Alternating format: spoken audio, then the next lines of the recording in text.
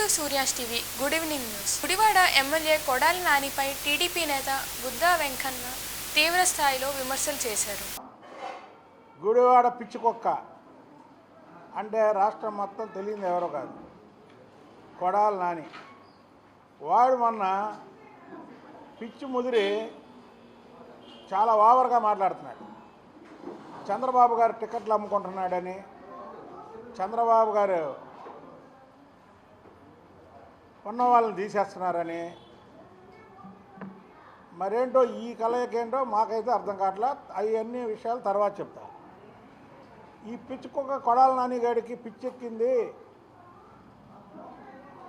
వీడికి అర్జెంటుగా ర్యాబ్వాక్స్ ఇంజెక్షన్స్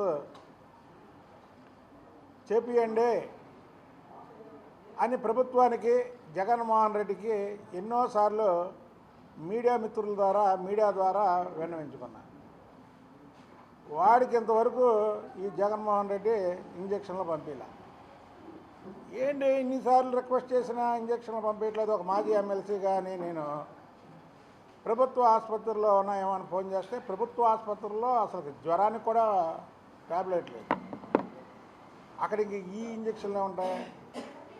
అందుకని ఈ పిచ్చుకొక్క గాడికి రేపు జనవరి 18న ఎన్టీఆర్ వర్ధంతి సందర్భంగా చంద్రబాబు నాయుడు గారు గుడివాడలో పెద్ద ఎత్తున బహిరంగ సభ పెడుతున్నాడు.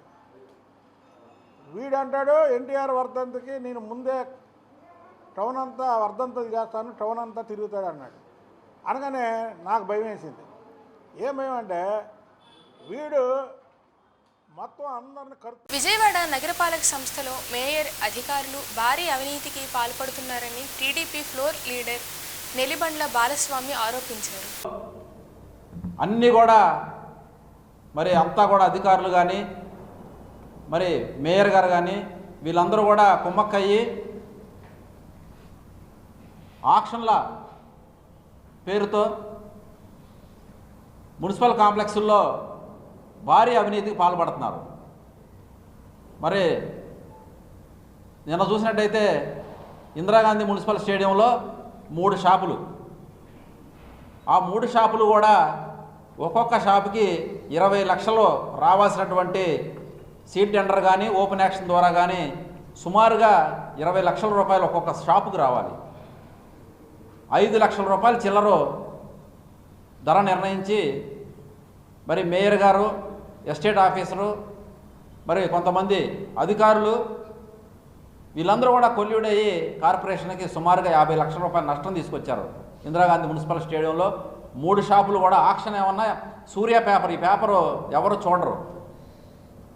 అంత ఇంపార్టెంట్ అయినటువంటి విజయవాడ నడిపోతున్నటువంటి ఇందిరాగాంధీ మున్సిపల్ కాంప్లెక్సు దాని టెండరు, ఆక్షను, నోటిఫికేషను సూర్య పేపర్లు ఇచ్చారు.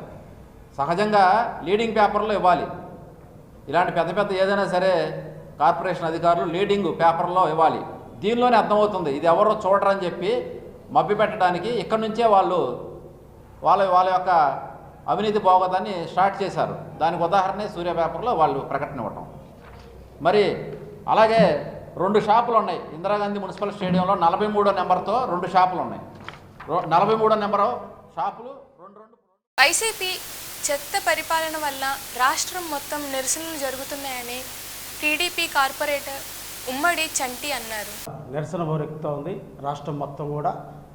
దీనికి కారణం ఏంటంటే ఈ వైసీపీ చెత్త పరిపాలన వల్ల ఇవాళ చెత్త పన్ను వసూలు చేస్తున్నారు. ఎక్కడ చెత్త తీసే పరిస్థితి లేదు.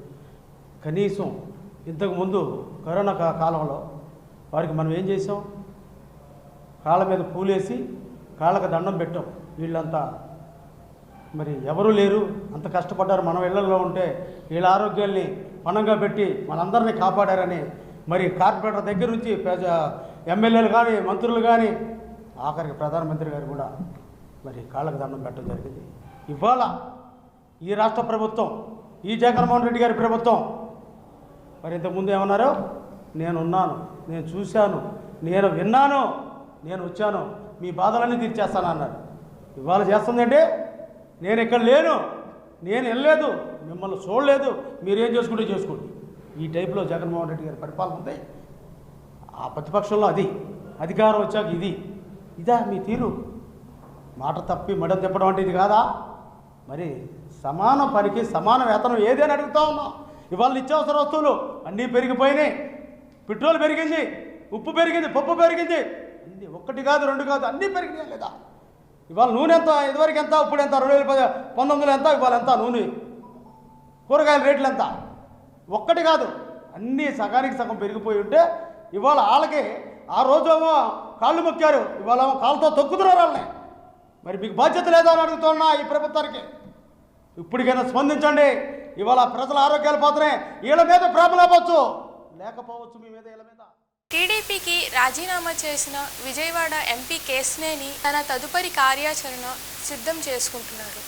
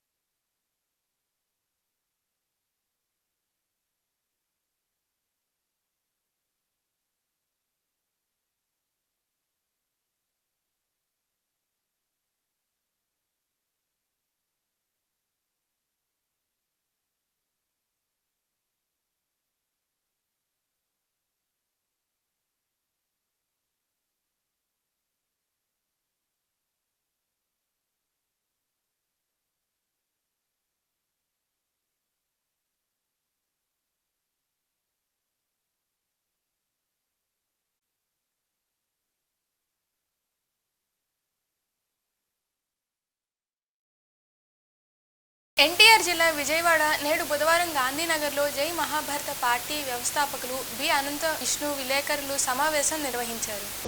ఎవరైతే గోబర్ గ్యాస్ ప్లాంట్ ద్వారా ఉత్పత్తి చేయాలనుకుంటున్నారో ఆ ప్రజలకు సబ్సిడీ ఇస్తాం. గోబర్ గ్యాస్ సబ్సిడీ ప్లాంట్లు ఇస్తాము, సిలిండర్లు ఇస్తాము. అంటే ఒక్కొక్క కుటుంబం 10-20 వేల రూపాయలు సంపాదించుకోవచ్చు. అంటే ఎల్పీజీ గ్యాస్ ద్వారా ఏదో 2-3 కంపెనీలు బాగుపడుతున్నాయి. అదే వాటిని బ్యాన్ చేసేసి గోబర్ గ్యాస్ ఎంకరేజ్ చేస్తే గ్రామాన గోబర్ గ్యాస్ ప్లాంట్లు ఉత్పత్తి అయ్యి ఆ గోబర్ గ్యాస్ పల్లెటూరు నుండి పట్టణాలకు వస్తే ప్రతి కుటుంబానికి 20,000 నుండి 30,000 రూపాయలు ఆమ్దాని వచ్చే విధంగా డిసెంట్రలైజేషన్ ఎకనామిక్ సిస్టమ్ తీసుకొస్తున్నాము. 50 రూపాయలకి గోబర్ గ్యాస్ సిస్టమ్ ఖచ్చితంగా అమలవుతుంది.